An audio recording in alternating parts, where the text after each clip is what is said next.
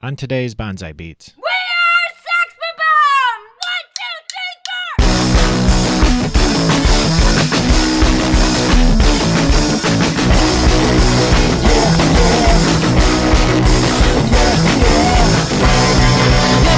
3, 4! Welcome back, everybody, for another very special holiday edition of Banzai Beats. I'm your cocky cock of a host, Ryan, and this is a smaller podcast in between our bigger talks on the Banzai Chat, where I like to talk about the music sides of things and gaming and other pop culture. Before we get started, let's rewind a bit. So a few months back, Ubisoft announced they are bringing back a game that was lost to us in time. The game is none other than 2010's Scott Pilgrim vs. the World, the game.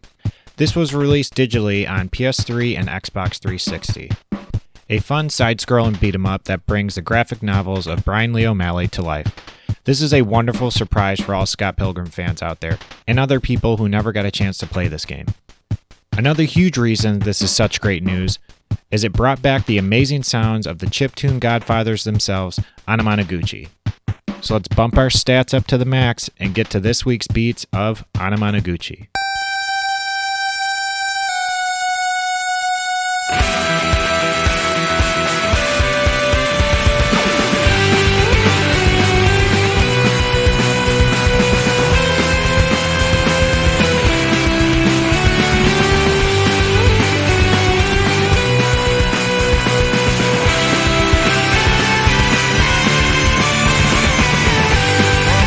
Now, to understand the sound of Anamanaguchi, it's good to understand what the hell Scott Pilgrim vs. the World is. The World of Scott Pilgrim started back in 2004 as a 6-part graphic novel by Canadian author and artist Brian Lee O'Malley, which was later adapted into a live-action movie with Michael Cera and the cast of the MCU. Also, that has a great soundtrack, and I'll probably do a Banzai beat about that, but, that'll just be in the future. Whatever. Never mind. It also came out with a game at the same time. The story of Scott Pilgrim is about a boy, aka Scott, who's a struggling dweeby bassist who falls in love with a mysterious girl named Ramona Flowers. Scott soon finds out in order to win her heart, he must defeat her 7 evil exes. The story's full of a lot of fun ideas and is a nerd's wet dream.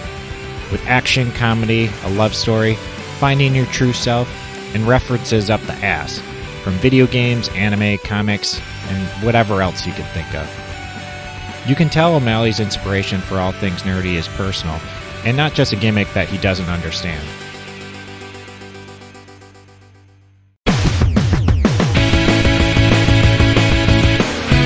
The video game explores this a lot more by taking the pages right out of the graphic novel and making them come to life, with colorful sprites, detailed backgrounds, and some solid-ass music.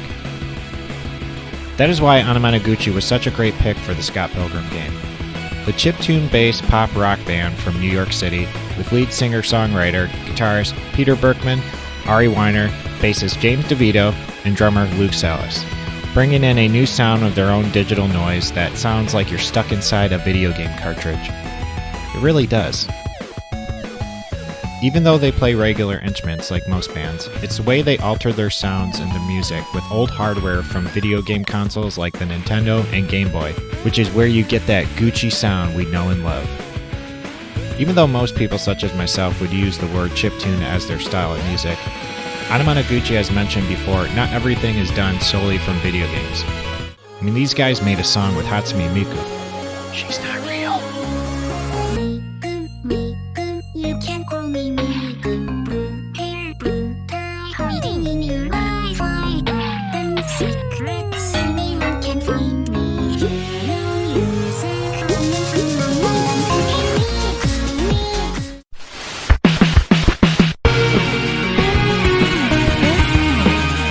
Their sound and style comes from more of a digital upbringing, I would say, where being an 80s or 90s kids, being brought up in front of the TV, and of course, the internet, and other new age electronics were a big influence.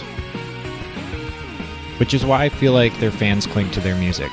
I can only speak for myself, but I definitely was one of those kids that 100% grew up with Saturday morning cartoons, the rise of console and video games, and of course, the birth of the internet.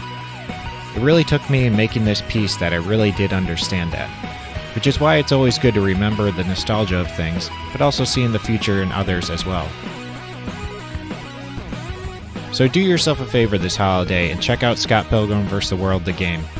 And don't let another winter go by without some great beats from Anamanaguchi.